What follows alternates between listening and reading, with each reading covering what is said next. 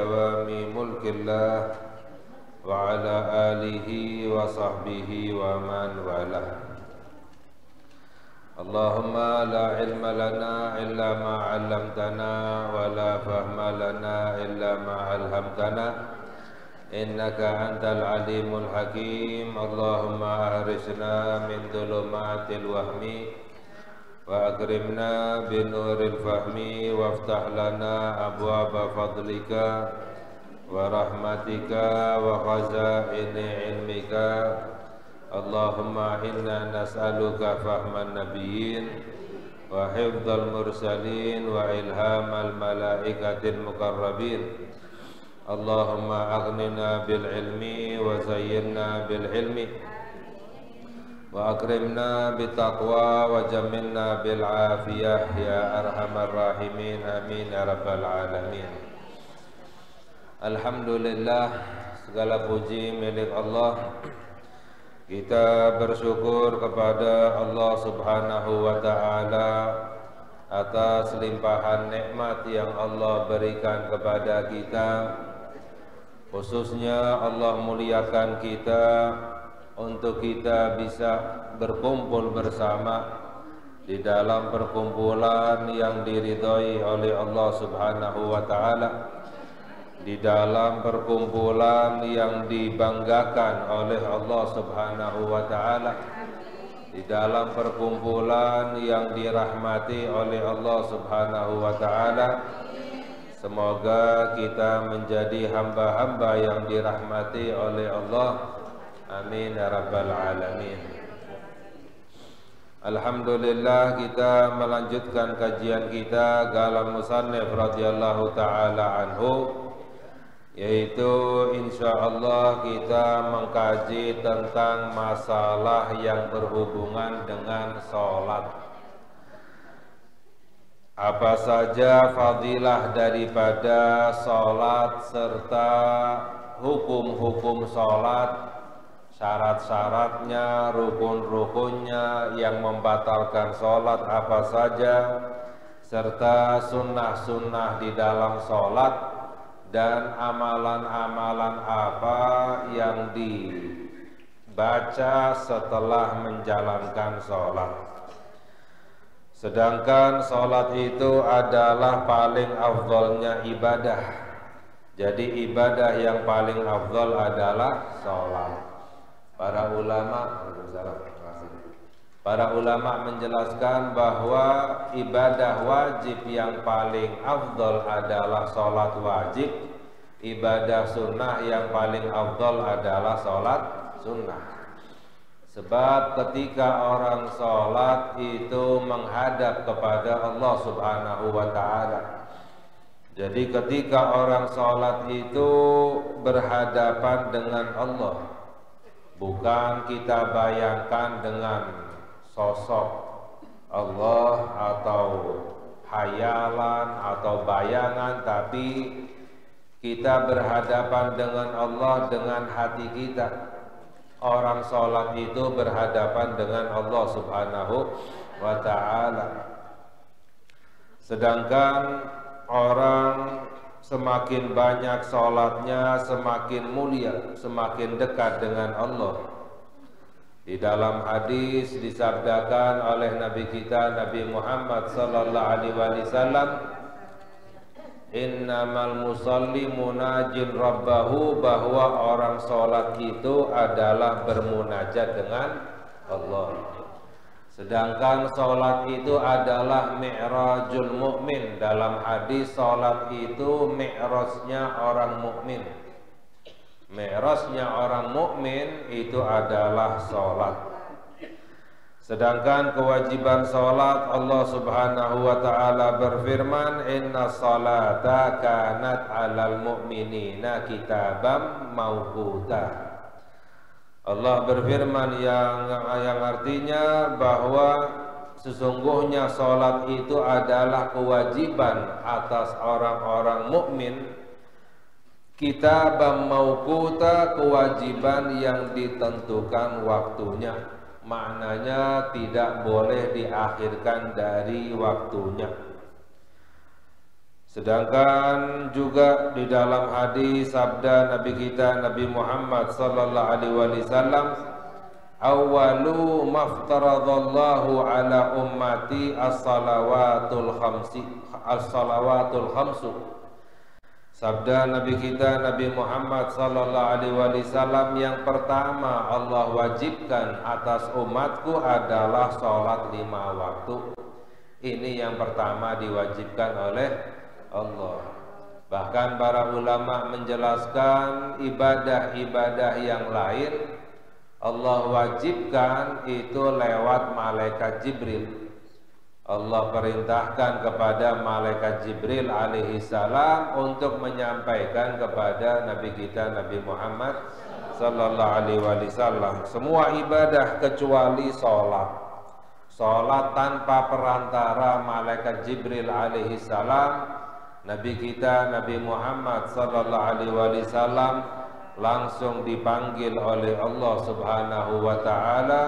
Allah sampaikan langsung kewajiban sholat 5 waktu kepada Nabi kita Nabi Muhammad sallallahu alaihi wasallam, seperti yang suka kita dengar bahwa awal mula sholat itu diwajibkan sebanyak 50 waktu. Apa maknanya 50 waktu? Satu waktunya 10 sholat. Jadi zuhur 10 sholat, ya. Asar 10 sholat, maghrib 10 sholat, ya. Isya, subuh 10 sholat, 2 rakaat 2 rakaat. Jadi 2 rakaat, ya, 10 berarti 20, ya, 20 rakaat. Nah, jadi 5 waktu berarti 100 rakaat, ya. Ya. Awalnya sholat 5 waktu itu 2 rakaat 2 rakaat. Jadi Allah wajibkan zuhur 2 rakaat 2 rakaat sebanyak 10 waktu, ya. Asar 2 rakaat 2 rakaat sebanyak 10 waktu, totalnya 50 waktu.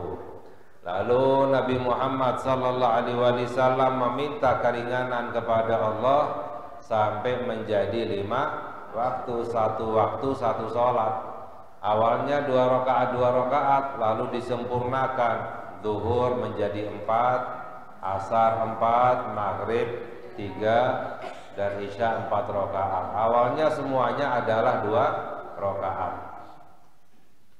Ya, sedangkan setelah diringankan oleh Allah menjadi 5 waktu, ya, kita dengar bahwa Nabi Musa alaihi salam meminta kepada Nabi Muhammad sallallahu alaihi wasallam untuk memohon kepada Allah keringanan lagi.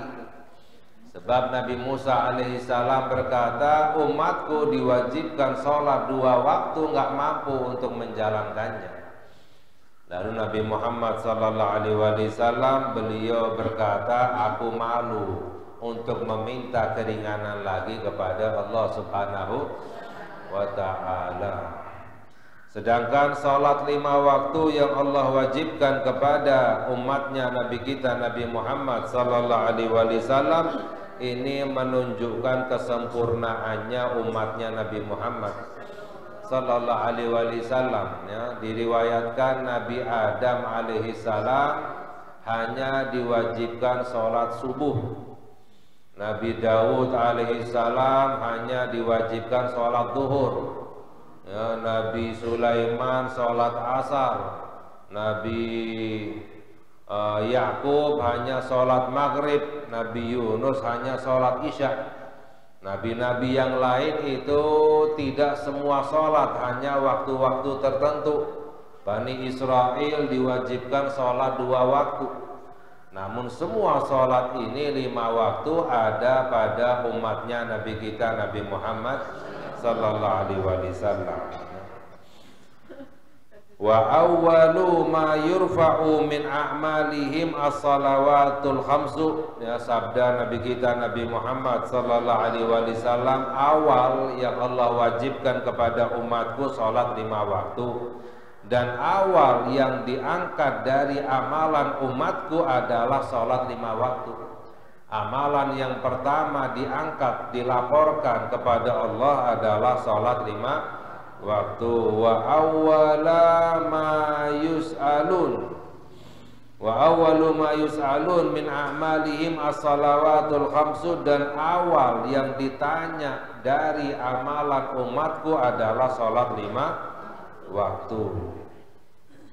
Faman kana dhayya'a syai'an minha yaqulullahu tabaraka wa ta'ala, barang siapa orang yang salatnya itu kurang, barang siapa orang sholatnya itu tidak sempurna, kurang sempurna, maka Allah akan berkata kepada para malaikat. Allah berkata, "Unduru hal tajiduna li'abdi nafilatan min salatin tutimmuna biha ma naqusa minal faridah." Lihatlah, apakah kalian menemukan dari hambaku sholat sunnah yang bisa menambal, menyempurnakan kekurangan sholat wajibnya. Jadi orang yang sholat wajibnya kurang, maka Allah perintahkan malaikat, coba lihat ada sholat sunnahnya tidak. Kalau ada sholat sunnahnya, ditambal kekurangan daripada sholat wajib. Wanduru fi siyami abdi syahra Ramadan, fa in kana dhayya'a syai'an minhu fanduru hal tajiduna li abdi nafilatan min siyamin tutimuna biha ma naqusa minas siyam. Ketika seorang hamba puasa di bulan Ramadannya itu kurang, Allah akan berkata lagi kepada para malaikat, lihatlah apakah hambaku ini memiliki puasa-puasa sunnah yang bisa menyempurnakan puasa wajibnya. Wanzuru fi zakatil abdi, dan lihatlah pada zakatnya hambaku. Fa in kana dhayya'an syai'an minha fanzuru hal tajiduna li abdi nafilatan min sadaqatin tutimuna biha ma naqusa minaz zakah. Kalau seandainya zakatnya itu kurang, Allah akan bertanya kepada para malaikat, lihatlah apakah hambaku ini memiliki sedekah-sedekah sunnah atau tidak yang bisa menyempurnakan kekurangan daripada zakatnya. Fayu'khadhu dzalika ala faraidillah wa dzalika birahmatillahi wa adlihi, maka dijadikan ibadah-ibadah sunnahnya itu untuk menyempurnakan ibadah-ibadah wajib, dan itu adalah rahmat dan keadilan dari Allah Subhanahu wa ta'ala. Maknanya apa? Orang wajib untuk menjalankan ibadah yang wajib, dan sunnah untuk menjalankan ibadah yang sunnah. Ibadah sunnah fadilahnya menambal kekurangan ibadah wajib. Jadi kalau orang tidak ada ibadah sunnahnya, ibadah wajibnya jadi kurang. Sholat wajib kalau kurang ditambal daripada sholat sunnahnya. Kalau nggak ada sholat sunnahnya, sholat wajibnya jadi kurang. Ya, puasa wajibnya bisa ditambal dengan puasa sunnah, zakatnya bisa ditambal dengan sedekah. Fa in wajada fadlan wada'a fi mizanihi wa qila lahu udkhulil jannata masruran. Kalau seandainya hambanya itu punya ibadah-ibadah sunnah, sholat sunnahnya, puasa sunnahnya, sedekah sunnahnya, sehingga menambal kekurangan daripada ibadah wajib, maka para malaikat akan berkata kepada hamba tersebut, masuklah ke dalam surga dalam keadaan bahagia. Ya, ini pentingnya orang menjalankan ibadah yang sunnah untuk menambal ibadah wajib. Menambal bukan menggantikan. Kalau orang yang wajibnya tidak dijalankan, ibadah sunnahnya nggak diterima oleh Allah. Ya. Orang yang menjalankan yang wajib, ibadah sunnahnya bisa menyempurnakan ibadah wajibnya. Wa illam yujad lahu syai'un min dzalika umirat bihi zabaniyatu ta'khudhuhu biyadihi wa rijlaihi thumma yughdhabu fihi finnar. Kalau seandainya hambanya itu enggak punya ibadah sunnah, ya udah ibadah wajibnya kurang, sholatnya enggak khusyuk, sholatnya enggak baik, sholatnya enggak sempurna, puasanya tidak baik, ya zakatnya enggak ada ibadah sunnahnya, maka akan diperintahkan malaikat-malaikat zabaniyah, yaitu malaikat tentara api neraka, akan membawa hamba tersebut diseret dengan tangannya, dengan kakinya, dan dilemparkan ke dalam api neraka. Orang ibadah wajibnya kurang saja masuk ke dalam api neraka, ini kurang, apalagi meninggalkan ibadah yang wajib. Orang yang selamat itu adalah yang menjalankan ibadah yang wajib dengan sempurna. Kalau seandainya kurang ibadah wajibnya, ditambal dengan ibadah-ibadah yang sunnah. Maknanya perbanyak menjalankan sholat sunnah, puasa sunnah, sedekah. Sedekah itu ada dua, ada sedekah wajib, ada sedekah sunnah. Sedekah wajib itu adalah zakat, ya. Selain zakat itu adalah sedekah yang sunnah. Sedangkan di dalam hadis sabda Nabi kita Nabi Muhammad sallallahu alaihi wasallam, as-salatu khairu maudhu, salat itu adalah sebaik-baiknya ibadah. Faman arada ayyastakfir falyastakfir, barang siapa yang ingin memperbanyak salatnya maka perbanyaklah. Jadi jangan melarang orang untuk salat. Ya, ada yang namanya salat sunnah mutlak, tidak terikat, boleh berapapun, sebanyak apapun. Orang-orang dulu, ya ulama-ulama dahulu, ada yang sholatnya 100 rakaat, 200 rakaat, 500 rakaat, bahkan 1000 rakaat.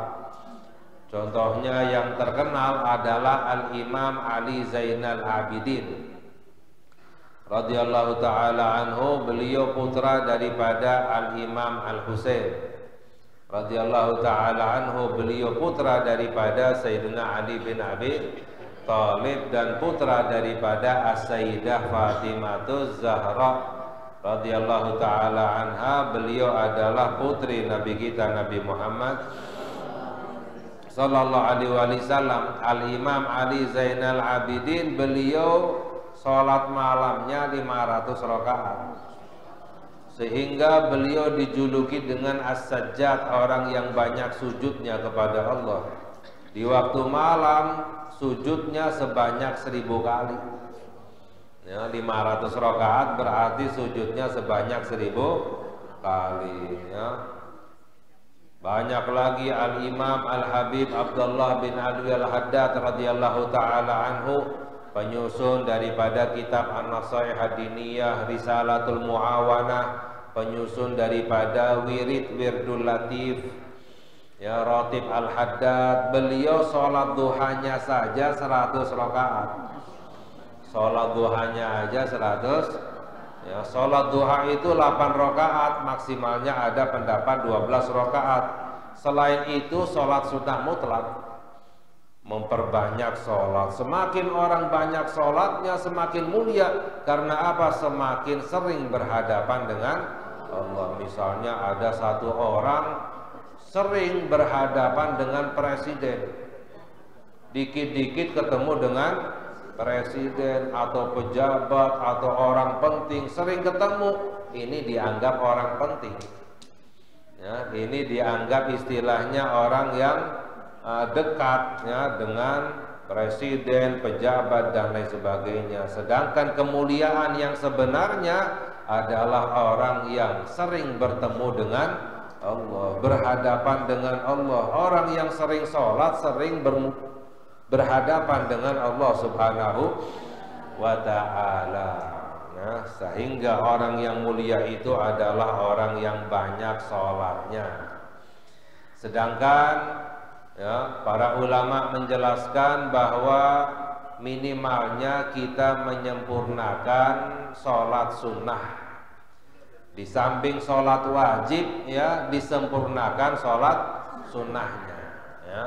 Sholat sunnahnya yaitu seperti sholat sunnah rawatib ya, sholat duha, sholat witir ya, sholat sunnah-sunnah yang lain itu disempurnakan ya. Itu minimalnya. Kalau bisa lebih daripada sholat sunnah yang diriwayatkan, kalau bisa lebih dari itu lebih baik lagi ya. Agar apa? Agar kita ini mulia di sisi Allah Subhanahu wa ta'ala. Sehingga para ulama menjelaskan cara agar sholat kita ini khusyuk, caranya dua. Apa itu? Yang pertama, kita hadirkan dalam hati kita, kita berdiri di hadapan Allah. Kita kalau berdiri di hadapan guru kita, orang tua kita ya, kita nunduk, kita khusyuk ya kan, kita sopan, itu berdiri di hadapan guru. Apalagi kita sholat ini berdiri di hadapan Allah ya. Sehingga dianjurkan di dalam sholat kita menunduk ya. Kita khusyuk. Apa itu khusyuk? Diam seluruh badannya, sopan. Karena apa? Berdiri di hadapan Allah. Jadi kita rasakan dalam hati kita bahwa kita ini sedang berdiri di hadapan Allah. Itu orang yang sholatnya khusyuk ya. Sehingga Al-Imam Ali Zainal Abidin radhiyallahu ta'ala anhu yang tadi, beliau setiap kali berwudu wajahnya menjadi pucat. Setiap kali wudu wajahnya pucat, gemeteran, ketakutan. Ditanya, wahai imam, mengapa engkau ini setiap kali wudu ketakutan, gemeteran sampai pucat wajahnya? Beliau menjawab, apakah kamu tahu saya akan berdiri di hadapan siapa? Kita ini misalnya dipanggil suruh menghadap kepada guru kita misalnya, atau berhadap kepada pejabat atau presiden, ketakutan, gemeteran, ada apa ya? Apalagi kita berdiri di hadapan Allah Subhanahu wa ta'ala ya. Ini cara agar sholat kita khusyuk. Kita ini sedang berdiri di hadapan, bukan kita bayangkan, tapi dengan hati kita ya. Lalu yang kedua, cara agar sholat kita ini khusyuk, bagaimana caranya? Yaitu sholatlah sholat perpisahan. Dalam hadis sabda Nabi kita Nabi Muhammad sallallahu alaihi wasallam, "Sholli sholata muwaddi", sholatlah sholat perpisahan, kata Nabi Muhammad sallallahu alaihi wasallam. Maknanya apa? Bisa jadi sholat yang kita jalankan ini adalah sholat yang terakhir. Kita nggak tahu yang namanya ajal. Bisa jadi sholat kita ini yang sedang kita lakukan sholat yang terakhir. Kalau orang ya menganggap bisa jadi ini adalah sholatnya yang terakhir, sholatnya pasti khusyuk, sholat yang terakhir. Kita nggak tahu kapan ajal datang. Itu cara agar khusyuk sholatnya. Mengapa? Karena dalam hadis disabdakan oleh Nabi kita Nabi Muhammad sallallahu alaihi wasallam bahwa orang selesai sholat ya, assalamualaikum warahmatullah, assalamualaikum warahmatullah, sholatnya itu akan keluar dari badannya. Jadi sholat itu ada rupanya. Kalau orang sholatnya baik, sempurna, khusyuk sholatnya, maka sholatnya itu akan keluar dari badannya, rupanya putih bersinar. Dan sholat itu akan mendoakan. Hafizakallah kama hafidtani, semoga Allah menjaga kamu sebagaimana kamu menjaga aku. Orang yang menjaga sholatnya didoakan oleh sholatnya agar dijaga oleh Allah. Orang yang dijaga oleh Allah ya selamat ya, karena yang menjaga adalah Allah, jauh dari bencana musibah. Bagaimana cara agar kita dijaga oleh Allah? Jaga sholat kita. Orang yang sholatnya tidak benar, nggak khusyuk, asal-asalan, kurang sholatnya, selesai sholat, assalamualaikum warahmatullah, assalamualaikum warahmatullah, sholatnya itu akan keluar rupanya hitam, gelap. Dan sholat itu akan mendoakan, dhayya'akallah kama dhayya'tani, semoga Allah menelantarkan kamu sebagaimana kamu menelantarkan aku. Orang yang diterlantarkan oleh Allah sial hidupnya, ya, celaka, sengsara. Ya, makanya para ulama menjelaskan berapa banyak orang kena musibah gara-gara sholatnya. Berapa banyak orang kena musibah gara-gara sholatnya. Merasa nggak berbuat dosa, merasa nggak berbuat dolim, ya, tapi kok celaka. Ya, ini bisa jadi didoakan oleh sholatnya, karena tidak menjaga sholatnya, asal-asal sholatnya itu akan mendoakan semoga Allah menelantarkan kamu. Yang namanya menelantarkan nggak dijaga oleh Allah. Orang yang nggak dijaga oleh Allah sial hidupnya, sengsara. Na'udzubillah min. Makanya ya hati-hati dengan sholat, jangan main-main dengan ini. Orang sholatnya kurang, bahaya, apalagi orang yang meninggalkan sholat. Dalam hadis yang lain sabda Nabi kita Nabi Muhammad sallallahu alaihi wasallam bahwa matsalus shalawatil khamsi kamathali nahrin jarin adbin ala babi ahadikum yahtasilu fihi kulla yaumin khamsa marrat.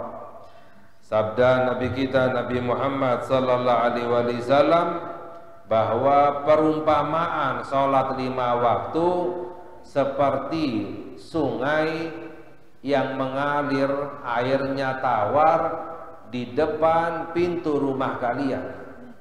Mandi setiap harinya 5 kali di sungai tersebut. Kira-kira bersih nggak badannya? Orang mandinya sehari 5 kali, ya. Sehari sekali 2 kali aja udah bersih, apalagi 5 kali, ya. Fama baqiya fama yabqa dzalika minad danasi, sehingga tidak ada kotoran sedikit pun. Maknanya apa? Tidak ada dosa sedikit pun, selalu dibersihkan oleh Allah Subhanahu wa ta'ala. Ini adalah rahmat yang Allah berikan kepada umatnya Nabi kita Nabi Muhammad sallallahu alaihi wasallam.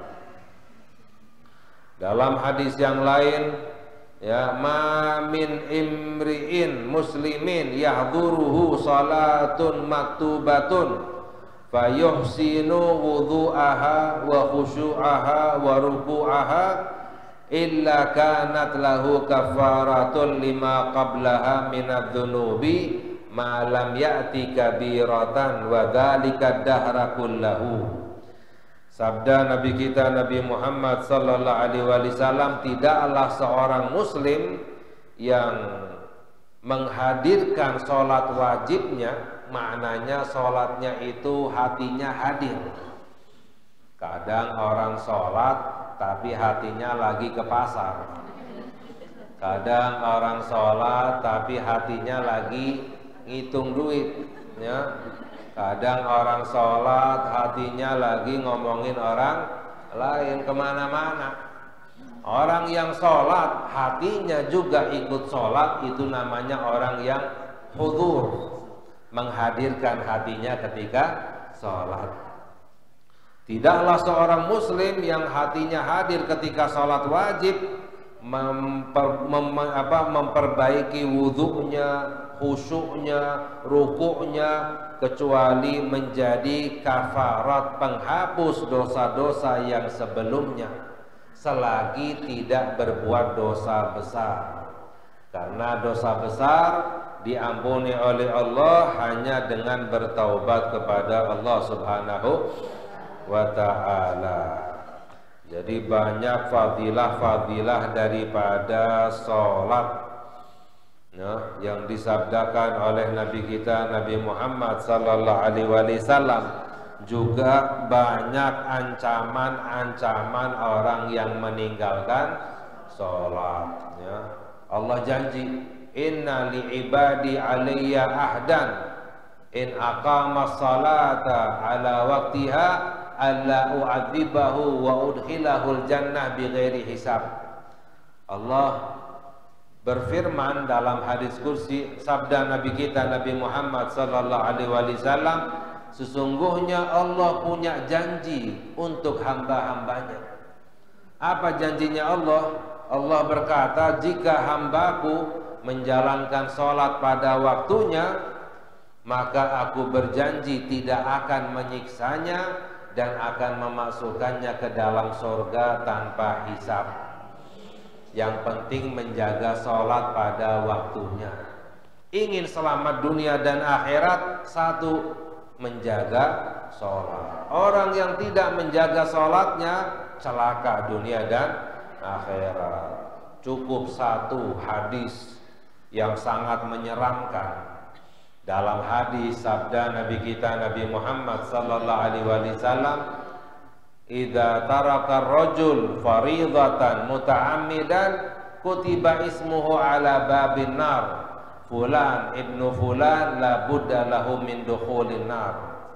Sabda Nabi kita Nabi Muhammad sallallahu alaihi wasallam, jika seseorang meninggalkan satu sholat yang wajib, satu sholat yang langsung namanya ditulis di pintu api neraka. Tulisannya apa? Fulan ibn fulan la budda lahu min dukhulin nar. Fulan bin fulan harus masuk ke dalam neraka. Ini meninggalkan satu sholat yang wajib. Apalagi dua sholat, dua namanya. Apalagi tiga sholat, sebulan, 2 bulan, terkenal itu orang. Namanya banyak di pintu api neraka. Na'udzubillah min dalik ya. Satu sholat pasti mau nggak mau masuk ke dalam api neraka. Ingin selamat dari api neraka hanya satu kuncinya, jaga sholat. Makanya kalau orang pernah meninggalkan sholat, bagaimana caranya agar dihapus namanya dari pintu api neraka? Caranya dua. Yang pertama, bertobat kepada Allah, ya, tobat kepada Allah, menyesal, ya, berniat untuk tidak lagi meninggalkan sholat. Yang kedua apa? Bayar utang. Kita punya utang kepada tetangga sebelah, harus bayar nggak? Ya, punya utang kepada warung, harus bayar nggak? Dalam hadis, dainullahi ahaqqu an yuqda, hutang kepada Allah lebih berhak untuk dibayar.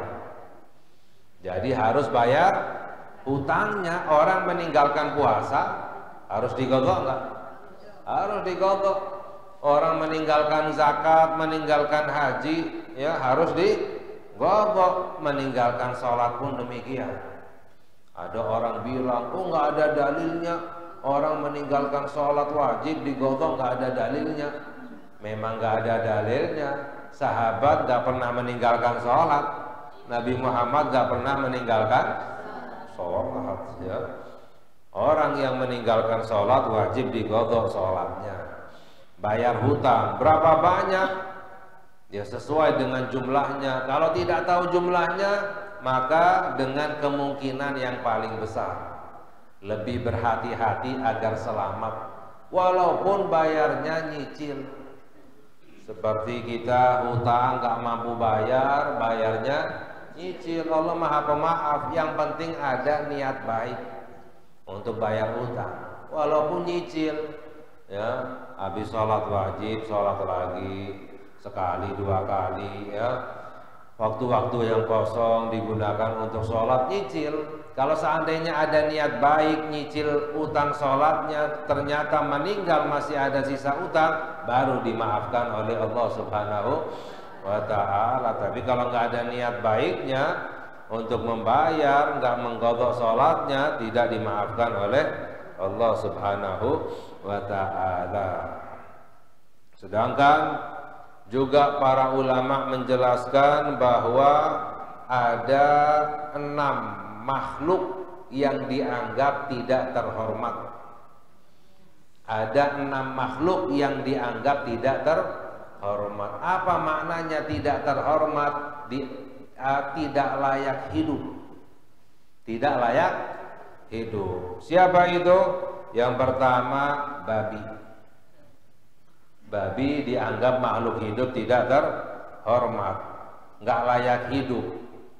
Nggak boleh kita ini, oh ada babi kasihan kelaparan, kita kasih makan, nggak boleh hukumnya, haram hukumnya. Ya. Oh ngasih minum babi kasihan ya, karena dianggap makhluk hidup yang tidak terhormat. Yang pertama babi, yang kedua anjing gila. Kalau anjing yang nggak gila, yang jinak, masih dianggap terhormat. Maknanya kita bantu, kasih makan ya, dapat pahala kita. Tapi anjing gila dianggap makhluk hidup yang tidak terhormat. Kalau babi mutlak ya. Yang kedua adalah anjing gila. Yang ketiga orang yang meninggalkan sholat, dianggap makhluk hidup yang tidak terhormat. Karena apa? Dalam syariat Islam, jika menjalankan hukum Islam, orang yang meninggalkan sholat hukumannya hukuman mati. Tapi yang berhak menjalankan adalah pemerintahan. Gak boleh kita sembarangan, oh ninggalin sholat, bunuh, haram hukumnya. Oh ada orang mencuri, hukum Islam potong tangannya, langsung kita potong, haram hukumnya. Yang berhak menjalankan hukum pidana adalah dari pihak pemerintah ya. Dalam syariat Islam, meninggalkan sholat hukumannya adalah mati, nggak layak hidup. Ini yang ketiga, orang yang meninggalkan sholat. Yang keempat adalah orang yang berzina, statusnya sudah menikah, zani muhsan namanya, dirajam sampai mati.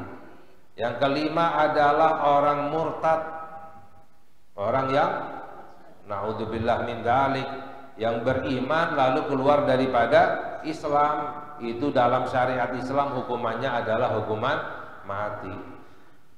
Yang keenam adalah orang kafir harbi, orang kafir yang memerangi orang Islam dengan fisiknya, itu dianggap tidak terhormat. Kalau orang kafir yang bukan harbi, yang tidak memerangi Islam, dianggap terhormat ya. Kalau kita bantu ya, itu dapat pahala kita. Tapi yang memerangi orang Islam dianggap tidak terhormat. Ini 6 makhluk hidup yang dianggap tidak terhormat ya. Salah satunya adalah orang yang meninggalkan sholat. Nah, makanya hati-hati dengan masalah sholat ya. Sedangkan dalam hadis juga sabda Nabi kita Nabi Muhammad sallallahu alaihi wasallam bahwa idza shallal abdu fadlul waqti al awal alal akhir al waqtul awal minas salati ridwanullah wal waqtul akhir afullahi. Sabda Nabi kita Nabi Muhammad sallallahu alaihi wasallam, salat pada awal waktu mendapatkan ridhonya Allah, salat pada akhir waktu mendapatkan ampunan Allah. Jangan salah paham. Ada orang menyangka nunda-nunda sholat hukumnya dosa, nggak dosa. Ya, jadi sholat itu ada awal waktunya, ada akhir waktu. Boleh menjalankan sholat pada awal waktu, pertengahan boleh pada akhir waktu. Yang penting di dalam waktu sholat selagi tidak keluar dari waktu sholat. Tapi amalan yang paling afdol, pahala yang paling besar, sholat pada awal waktu, mendapatkan ridhonya Allah. Orang yang mendapatkan ridhonya Allah pasti mendapatkan ampunan Allah. Orang mendapatkan ampunan Allah belum tentu mendapatkan ridhonya Allah Subhanahu wa ta'ala. Ahabbul a'mali ilallahi ta'jilus shalah li awwali waqtiha. Amalan yang paling dicinta oleh Allah menyegerakan sholat pada awal waktu. Ini adalah amalan yang paling besar pahalanya dari Allah Subhanahu wa ta'ala. Adapun yang namanya orang yang mengakhirkan sholat yang hukumnya haram, sekiranya sebagian sholatnya itu keluar dari waktu sholat, apalagi semuanya keluar dari waktu, sebagian ditunda-tunda sholatnya sampai sebelum sholatnya selesai sudah masuk waktu yang berikutnya, itu yang haram hukumnya. Itu yang diancam oleh Allah di dalam Al-Quran, fawailul lil musallin alladzina hum an salatihim sahun, ya, neraka wel untuk orang-orang yang sholat, kata Allah. Neraka wel untuk orang-orang yang sholat. Siapa mereka? Alladzina hum an salatihim, mereka yang mengeluarkan sholat dari waktunya. Sholat ditunda-tunda sampai sebagian sholatnya keluar waktu, itu masuk ke dalam neraka well. Padahal kata ulama dalam riwayat gunung dunia, gunung Salak nih misalnya, ya, gunung Salak kan besarnya luar biasa, numpang lewat aja di atas neraka well, numpang lewat nggak masuk loh nih, meleleh, apalagi masuk ke dalam neraka. Well, ini orang yang sholatnya keluar daripada waktu sholat, apalagi orang yang meninggalkan sholat, ya. Sebenarnya sangat banyak apa saja fadilah sholat, apa saja ancaman orang yang meninggalkan sholat, ya. Namun sampai di sini cukup untuk kita semuanya agar kita bisa menjaga sholat kita.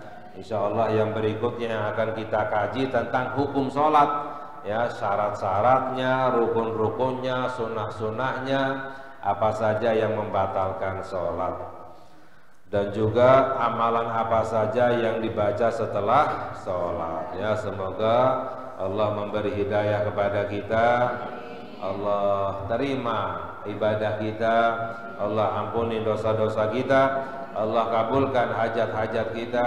Amin ya rabbal alamin. Wa sallallahu ala sayyidina Muhammad wa ala alihi wa sahbihi wa sallam. Walhamdulillahi rabbil alamin. Wassalamualaikum warahmatullahi wabarakatuh.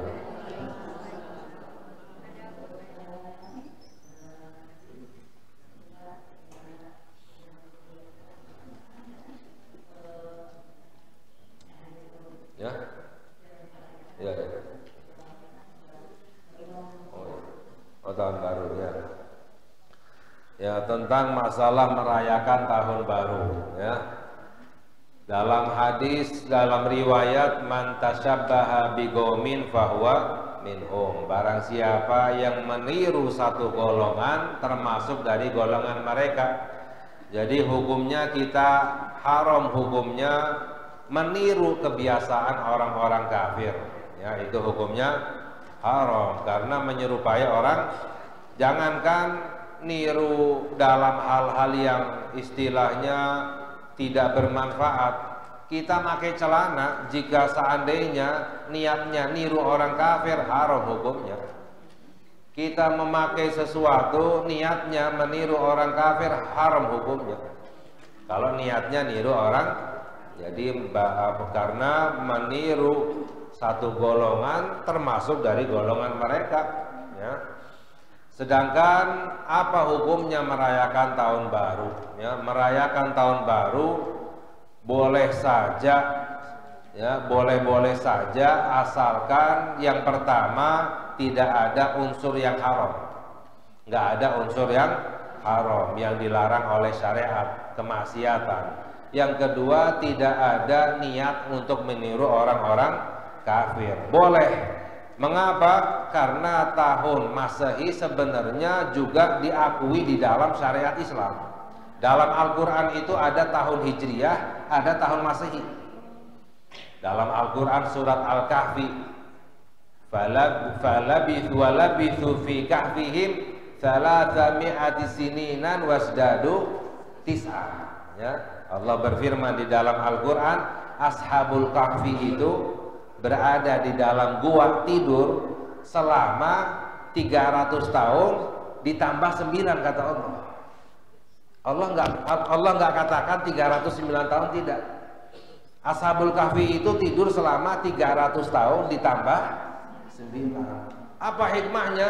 Para ulama menjelaskan 300 tahun dalam hitungan Masehi, 309 tahun dalam hitungan Hijriah.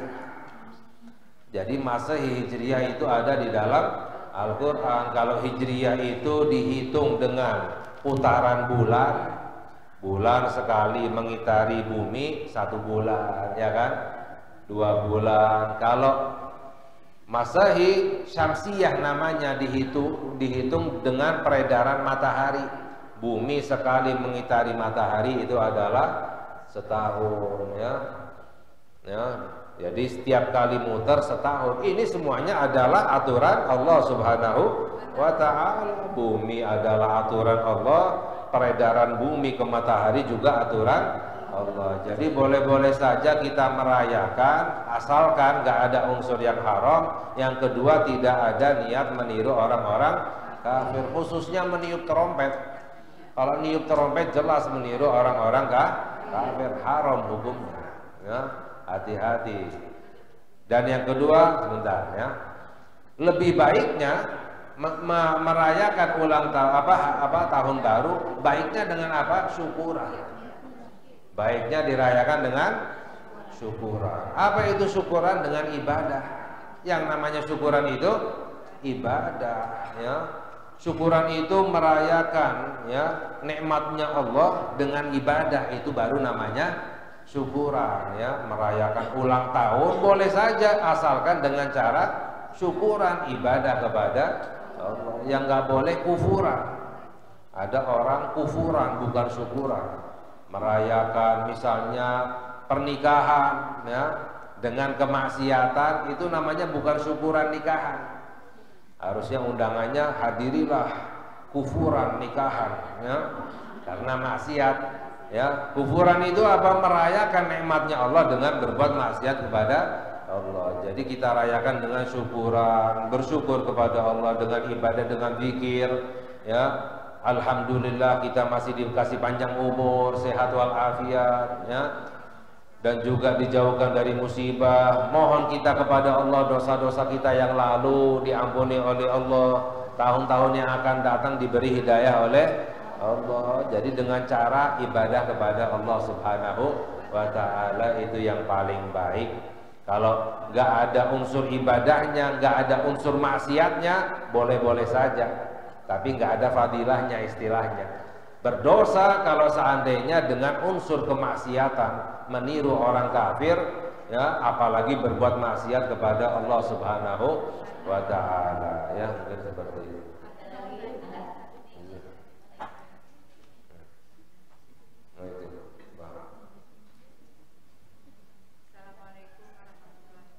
Waalaikumsalam.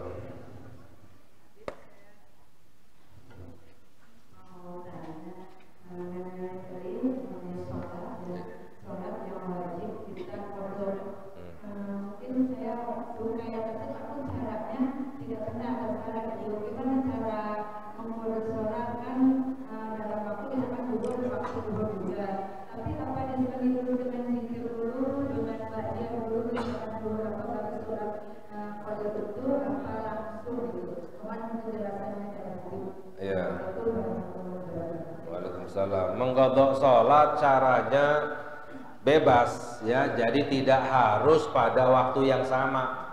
Qadha salat zuhur di waktu zuhur nggak harus, ya. Qadha salat zuhur di waktu isya, di waktu subuh, di waktu duha, di waktu kapanpun. Jadi mengqadha salat itu boleh kapanpun, ya. Sedangkan caranya juga pun bebas, nggak ada syarat-syarat tertentu, ya. Jadi boleh saja misalnya orang setelah sholat wajib dzikiran dulu baru sholat qadha boleh. Setelah sholat wajib langsung qadha juga boleh, baru setelah itu dzikiran, ya. Jadi nggak harus dzikiran itu langsung setelah sholat wajib. Orang setelah sholat wajib mau ba'diyah dulu baru dzikiran itu boleh.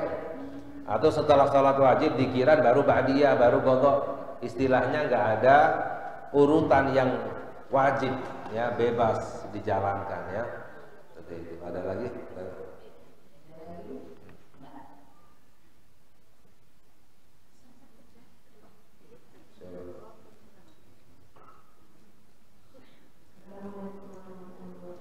Waalaikumsalam.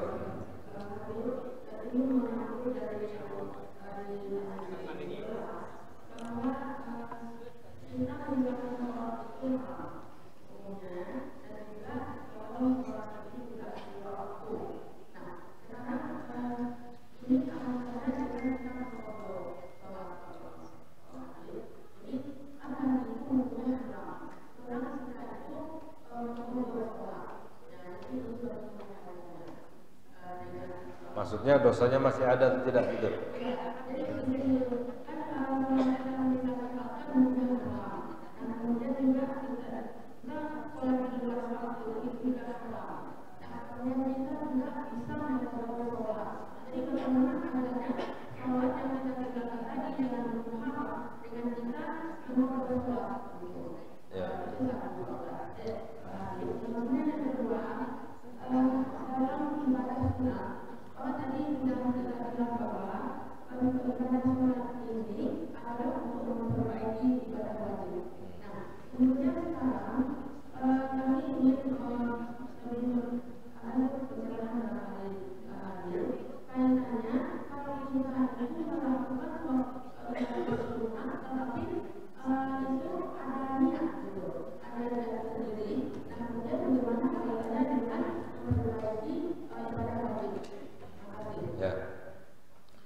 Ya, yang pertama orang meninggalkan sholat dengan sengaja hukumnya haram. Lalu mengqadha sholatnya bagaimana? Ya, seperti tadi yang telah kita jelaskan bahwa itu syarat taubat. Jadi orang yang meninggalkan sholat hukumnya haram, ya, dapat dosa besar. Jika ingin bertaubat kepada Allah, ingin diampuni dosanya oleh Allah, ya, syaratnya dua. Yang pertama adalah taubat. Apa itu taubat? Menyesal dan niat tidak akan mengulang lagi. Itu namanya taubat. Yang kedua, syarat diampuni dosanya oleh Allah, mengqadha sholatnya. Jadi mengqadha sholat syarat agar taubatnya kita diterima oleh Allah. Jadi intinya yang pertama adalah taubatnya. Kalau orang sholat sengaja ninggalin sholat, nanti digodok saja, tapi nggak ada taubatnya, tetap haram hukumnya, tetap mendapatkan dosa, ya. Jadi dosa diampuni oleh Allah syaratnya adalah dengan bertaubat, ya. Tidak cukup godok, harus dengan bertaubat. Syarat agar taubatnya diterima dengan menggodok sholatnya. Seperti orang mencuri. Orang yang mencuri, jika ingin bertaubat kepada Allah, dosanya diampuni, syaratnya dua. Yang pertama taubat, dan yang kedua mengembalikan, ya kan? Taubat saja nggak diterima oleh Allah sebab mengambil hak orang lain, ya. Mengembalikan juga tanpa bertaubat nggak diampuni dosanya oleh Allah. Ya, misalnya tertangkap, harus dikembalikan hasil curiannya, nggak bertobat nggak diampuni oleh Allah.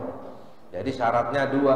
Yang pertama yang paling penting intinya adalah taubat. Syaratnya agar diterima taubatnya oleh Allah mengembalikan barang curiannya tadi itu, ya. Sama seperti halnya dengan sholat, karena terikat dengan hutang, ya. Jadi sesuatu yang terikat dengan hutang, ya, harus dibayarkan.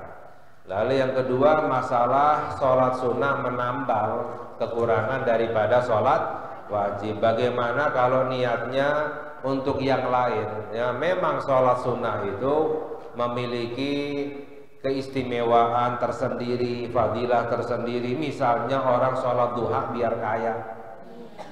Orang sholat duha biar, ya, boleh tidak? Boleh. Siapa bilang nggak boleh? Karena apa? Dijanjikan oleh Nabi Muhammad sallallahu alaihi wasallam, la faqra ma'al ghina, enggak akan kekurangan orang yang ma'al duha, la faqra ma'al, enggak akan kekurangan orang yang selalu sholat duha.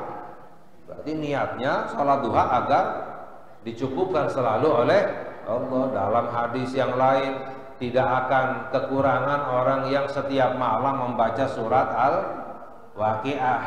Baca surat Al-Waqiahnya niatnya apa? Agar dapat duit, duitnya banyak, agar kaya. Boleh enggak? Boleh. Siapa bilang enggak ikhlas? Itu adalah ikhlas. Karena apa? Mintanya kepada Allah. Yang namanya ikhlas itu mintanya kepada Allah. Enggak ikhlas itu kalau mintanya kepada selain Allah. Orang ibadah, sholat itu ini niatnya agar dipuji oleh orang lain, agar dihormati, agar diberi, itu baru namanya tidak. Tapi mintanya kepada Allah itu ikhlas, walaupun minta dunia, walaupun minta dunia, minta harta, minta mobil, mintanya kepada Allah itu ikhlas. Yang namanya ikhlas itu kita mintanya kepada Allah Subhanahu. Dan memang dijanjikan amalan-amalan yang mendatangkan rezeki. Dalam hadis, barang siapa setiap subuh, ada riwayat sebelum sholat subuh, ada riwayat setelah sholat subuh, sebelum terbitnya matahari, membaca subhanallahi wa bihamdihi subhanallahil azim astaghfirullah 100 kali, subhanallahi wa bihamdihi subhanallahil azim 100 kali, dunia akan datang kepadanya dalam keadaan tunduk, kata Nabi Muhammad sallallahu alaihi wasallam. Ya, berarti apa? Mudah dapat rezeki, dibanyakan rezekinya oleh Allah. Jadi punya niat, ya, dapat rezeki atau niat yang lain boleh-boleh saja, itu baik karena kita mintanya kepada Allah. Ya, lalu bagaimana menambal kekurangan sholatnya yang wajib? Itu secara otomatis. Jadi sholat sunnah itu otomatis menambal kekurangan sholatnya yang wajib. Ya, kalau punya niat tersendiri akan diberi, itu adalah karunia fadilah dari Allah Subhanahu wa ta'ala. Walaupun kita nggak harus niat, saya sholat sunnah menambal yang wajib, nggak harus, itu otomatis istilahnya, ya, seperti itu, ya. Oh ya, banyak ya.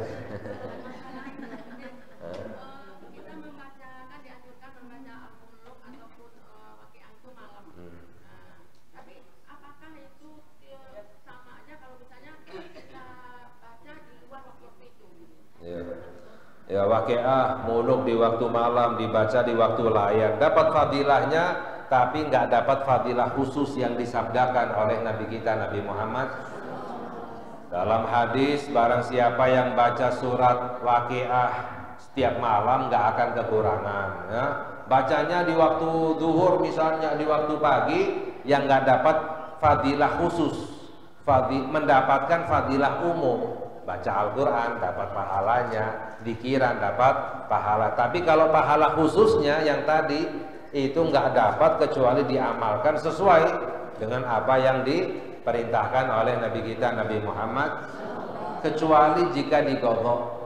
Kita kalau mengamalkan satu amalan yang wajib, kalau ditinggalkan wajib digodok. Amalan yang sunnah juga sunnah digodok. Meninggalkan sholat duha karena nggak sempat, sunnah digodok. Di waktu zuhur, di waktu asar, silahkan. Sunnah hukumnya, bukan boleh lagi, dianjurkan. Dalam riwayat sabda Nabi Muhammad beliau Nabi Muhammad sallallahu alaihi wasallam ketika berjihad, melakukan perjalanan panjang, dulu kan perjalanan lewat padang pasir, kelelahan beliau di waktu malam istirahat, nggak sempat bangun malam, beliau menggodoknya di waktu duha. Bangun malamnya, tahajudnya di waktu, dan beliau bersabda, barang siapa yang punya amalan malam tahajud lalu gak sempat mengamalkannya, digodok di waktu duha, dapat pahala yang sama seperti tahajud. Jadi amalan sunnah jika ditinggalkan sunnah digodok. Ya, baca surat Waqiah semalam gak sempat, dibaca besok paginya atau siangnya, itu dapat fadilahnya yang sama, ya, seperti itu. Ada yang lain? Enggak. Hah? Niatnya kodok, ya. Ada lagi? Enggak. Hah? Hah?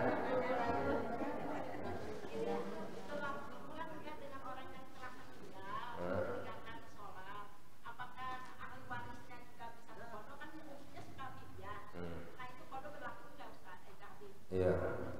Orang meninggal punya utang sholat. Bagaimana? Ada 3 pendapat.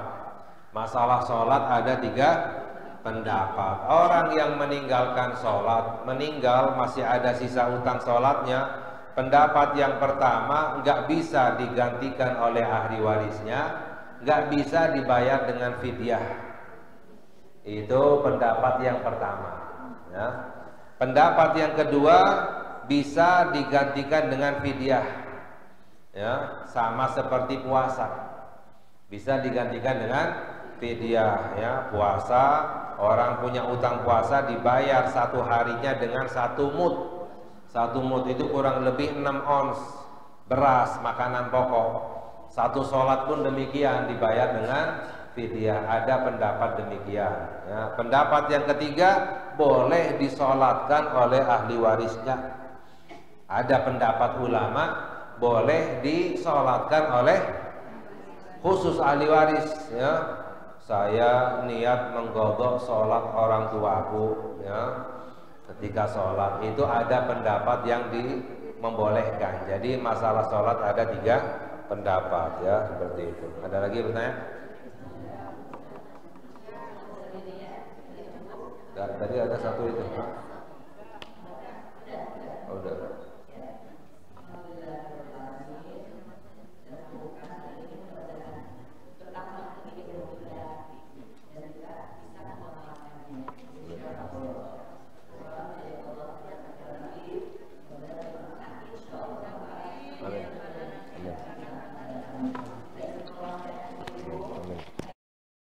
Allahumma salli ala sayyidina Muhammad wa ashghili zalimin bizzalimin